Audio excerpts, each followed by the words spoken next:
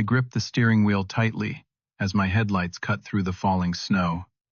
9 hours of driving through this blizzard, but nothing would stop me from surprising Sophia on her birthday. The cake box slid slightly on the passenger seat as I took another curve. 4 years of marriage, and despite the growing distance these past months, my love for her pushed me forward. Our connection was worth this treacherous journey. The exhaustion meant nothing compared to seeing her face when I walked through that door unannounced. Before I tell you what I heard when I opened that door, let me know where you are watching from in the comments. Hit that like and subscribe button if you have ever gone above and beyond for someone you love. I met Sophia at my college roommate Jason's wedding 6 years ago. She was wearing a blue dress that made her eyes sparkle like the ocean at sunset. We locked eyes across the reception hall, and something inside me just knew. When the band played "Cannot Help Falling in Love," I finally gathered the courage to ask her to dance. We spent the entire night talking, laughing, and dancing, as if we had known each other our entire lives. When the reception ended, neither of us wanted the night to end, so we walked along the beach until sunrise, sharing stories of our childhood's dreams and fears. Sophia had this infectious laugh that could light up the darkest room. She loved hiking through forests, exploring new cities, and could talk for hours about her passion for teaching third graders. I was captivated by her kindness towards strangers, and how she always remembered the little details about people. Within weeks, we were inseparable. Every moment apart felt like wasted time. 8 months later, we moved in together. Our apartment was tiny, but it was ours. We spent weekends hunting for quirky furniture at thrift stores and staying up late painting walls. Even assembling that impossible IKEA bookshelf became a treasured memory when we did it together. I proposed a year after we met during a hike to the same spot where we had our third date. She cried happy tears as she said yes. We were married exactly 2 years after meeting at the same venue where Jason's wedding had brought us together. The first years of marriage were everything I had dreamed of. We traveled whenever possible, built traditions together, and filled our home with laughter and love. My promotion at North Star Software came 3 years into our marriage. The position offered nearly double my previous salary, but required frequent travel to meet with clients across the country. Sophia initially supported my career advancement, understanding that the increased income would help us save for the house we had been dreaming about building. The first few months we managed well. We video called every night, texting throughout the day, and I would bring her small gifts from each city I visited. But slowly things began to change. Our calls grew shorter. Sophia seemed distracted, often saying she was too tired to talk for long. The detailed stories about her day dwindled into brief summaries. I noticed she posted pictures on social media of nights out with friends when she had told me she was too exhausted to talk. When I mentioned these outings, she became defensive, accusing me of monitoring her. To compensate for the growing distance, I worked harder, taking additional clients to increase our savings. The dream home seemed like a way to solidify our foundation again. The silence between our conversations grew louder than the words we actually shared. When I did make it home, Sophia would often be busy with plans she would not cancel. Our reconnection time shrank from full weekends to mere hours squeezed between her commitments and my departure for the next trip. I was in Chicago finishing a major client implementation when I learned the weather might delay flights for days. The meeting concluded 2 days earlier than expected, creating an unexpected window. Sophia's birthday was the next day, and I knew her sister Amanda was visiting from Portland. Originally, I had sent flowers and a gift card promising to celebrate properly when I returned. That evening in the hotel, staring at the weather forecast, I made my decision. Rather than waiting for an uncertain flight, I would drive home and surprise her. The 9-hour drive seemed manageable compared to missing another important moment in our marriage. I called her best friend Taylor to coordinate the surprise. Taylor mentioned that she and some friends were taking Sophia for lunch the next day, giving me time to prepare the house. Despite her hesitation in her voice, she agreed to help, suggesting I arrive around 7 in the evening when Amanda and Sophia would be home from their shopping trip. The next morning I checked out at 5 a.m., rented an all-wheel drive SUV, and began my journey. Before leaving the city, I stopped at Sophia's favorite bakery that had recently opened a Chicago location ordering her favorite chocolate raspberry cake with "Happy Birthday, Sophia" written in her favorite color.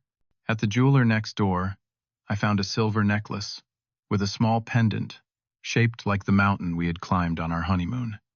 I added roses from the florist across the street, creating what I hoped would be the perfect surprise. The highway leaving Chicago was already blanketed in snow. Traffic crept along at 30 miles per hour wipers, struggling against the heavy snowfall. Radio reports warned travelers to stay home, but the thought of reconnecting with Sophia pushed me onward. 4 hours into the drive, conditions worsened. Visibility dropped to mere feet, and twice I nearly slid off the road. At a rest stop, I called my boss, who had left 3 messages, but I sent him straight to voicemail. Nothing would distract me from this mission. By noon, I hit a stretch of highway where several cars had slid into ditches. My rental car fishtailed on a particularly slick patch of road, and I found myself facing oncoming traffic before managing to correct. My heart raced as I pulled over, hands shaking from adrenaline. A state trooper knocked on my window, advising all drivers to find shelter until the storm passed. I nodded respectfully, but continued once he moved to the next vehicle. I practiced what I would say to Sophia when I arrived, imagining her surprise and joy. 6 hours into the journey, my rental slid off the road into a shallow ditch. A kind truck driver with a chain helped pull me out, refusing payment but accepting the coffee I bought him at the next gas station. The delay cost me nearly 2 hours, and darkness was falling as I continued. The final stretch of highway cleared slightly as the snowfall lightened. I pressed forward, exhaustion settling into my bones, but determination burning stronger. This surprise would reignite what we had lost. This gesture would remind her of the man she fell in love with. I arrived home just after 8 p.m., noticing lights on throughout our house and the sound of laughter coming from inside. Carefully balancing the cake box in one hand and clutching the gift bag and flowers in the other, I used my key to quietly unlock the front door. I wanted to capture her genuine reaction of surprise. The warmth of our home was a stark contrast to the freezing journey. I heard Sophia and Amanda in the kitchen, their voices carrying down the hallway. Moving quietly across the living room, I approached the kitchen doorway, about to announce my presence when I froze at what I heard. "Has Rex called yet?" Amanda asked. "No, thank God," Sophia replied with an annoyed tone I barely recognized. "He thinks those pathetic flowers and gift card make up for being gone constantly. I cannot believe I am stuck in this marriage." "At least he is out of your hair on your birthday," Amanda offered. I stood motionless, the cake growing heavy in my hands. "True. With this storm, his flight will probably be delayed anyway," Sophia said with a laugh. "God, I hope he crashes. I could use the insurance." My heart stopped. The world seemed to tilt beneath my feet. Amanda laughed along, or at least a few months of silence. They both erupted in laughter that felt like daggers in my chest. "I am so tired of his surprise visits and gifts," Sophia continued, unaware of my presence.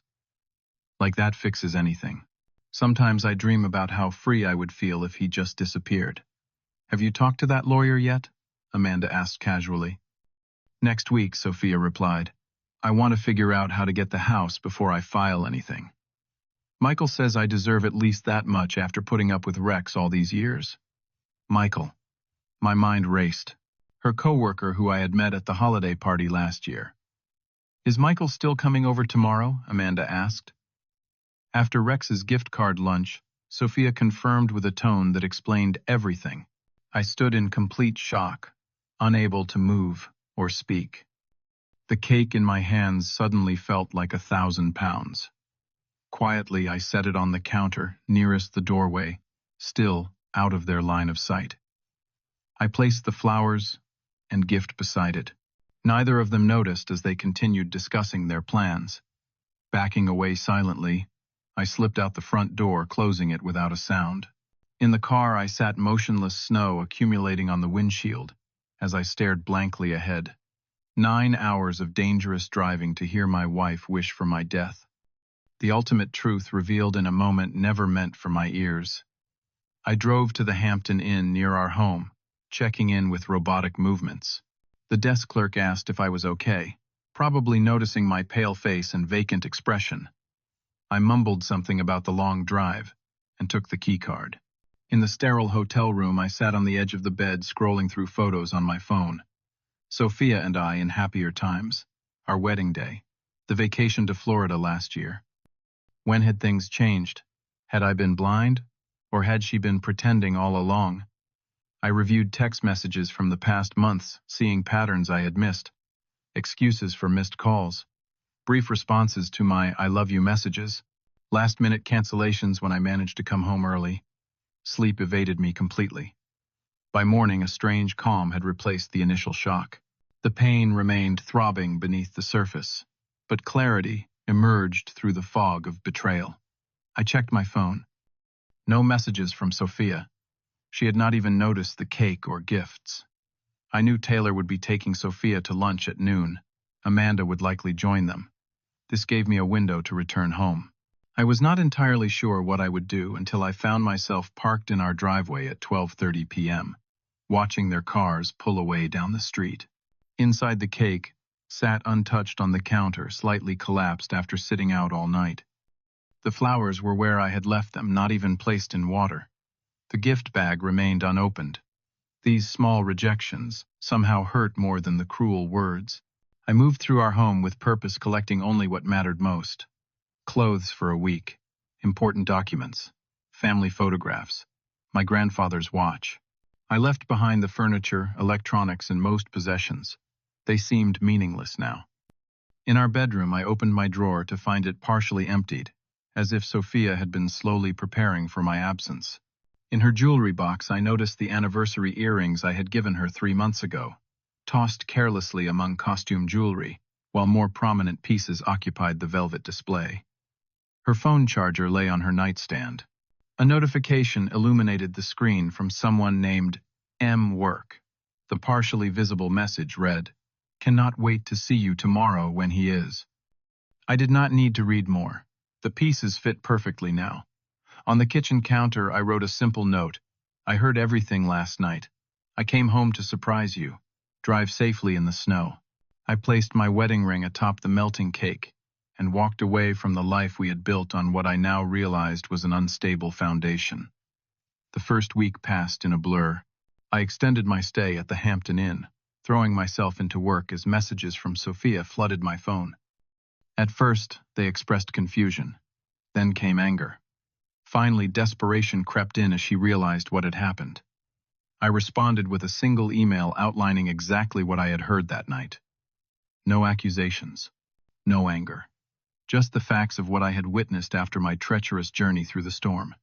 Her response was a typhoon of denials, claiming I had misunderstood, that she and Amanda had been joking, that I was overreacting. My college friend James offered his spare room when I explained the situation. Moving in with him gave me space to think beyond the immediate crisis. His support was unwavering as I cycled through grief, rage, and disbelief hourly. I blocked Sophia's family on social media after her mother sent a scathing message accusing me of abandonment. Our mutual friends began taking sides. Most believed her version, that I had walked out without explanation, proving my supposed selfishness. Only Taylor reached out to apologize, admitting she had suspected something between Sophia and Michael, but had not wanted to betray her friend. That first weekend alone was the hardest. James suggested we go fishing at his family cabin, but I declined, needing to face the silence in my thoughts. I reviewed our marriage with new eyes, recognizing warning signs I had willfully ignored. The separate bank account she had opened last year, the decreased physical intimacy, the sudden girls' trips that excluded wives of our mutual friends.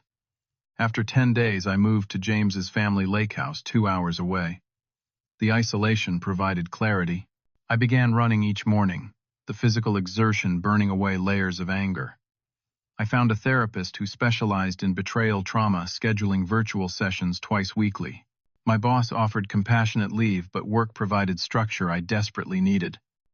I threw myself into projects, earning recognition for an innovative solution that saved a major client relationship. The focus on professional achievements helped rebuild my shattered confidence. By the second week, I consulted a lawyer who advised documenting everything. I compiled text messages, bank statements, and a detailed account of what I had heard that night. I recorded Sophia's subsequent voicemails where, thinking I would never hear them, she accidentally revealed more truth than she intended while leaving angry messages. I signed a lease on a new apartment, across town, furnished it minimally, and established a routine that felt like my own for the first time in years. Morning runs, work, therapy, cooking simple meals, reading books that had gathered dust during my marriage. Small steps toward rebuilding. The first genuine laugh came unexpectedly while having dinner with James and his girlfriend. A simple joke, but the laughter felt like breaking through ice. That night, I realized I would survive this. Not just survive, but eventually thrive. 3 weeks after leaving, I was reviewing contracts in my office when my assistant buzzed that Sophia was in the lobby causing a scene. I asked security to escort her to a conference room and took 10 minutes to center myself before facing her. She looked simultaneously familiar and foreign. The woman I had loved was there in form, but the person revealed that snowy night showed through her carefully constructed facade. Her eyes were red from crying makeup, perfectly applied to emphasize her distress. "How could you just leave like that?" she demanded before I even sat down. I remained calm, a stark contrast to her emotional display. "I think you know exactly why. It was a joke, Rex. A stupid joke with my sister. You drove all that way and did not even have the decency to show yourself. I heard enough," I replied. "Not just about the insurance and silence. About Michael. About the lawyer. About your plans." Her face paled. "You misunderstood." "Did I misunderstand? Is Michael still coming over tomorrow? Or, how about wanting to figure out how to get the house before filing?" Sophia shifted tactics instantly, tears flowing.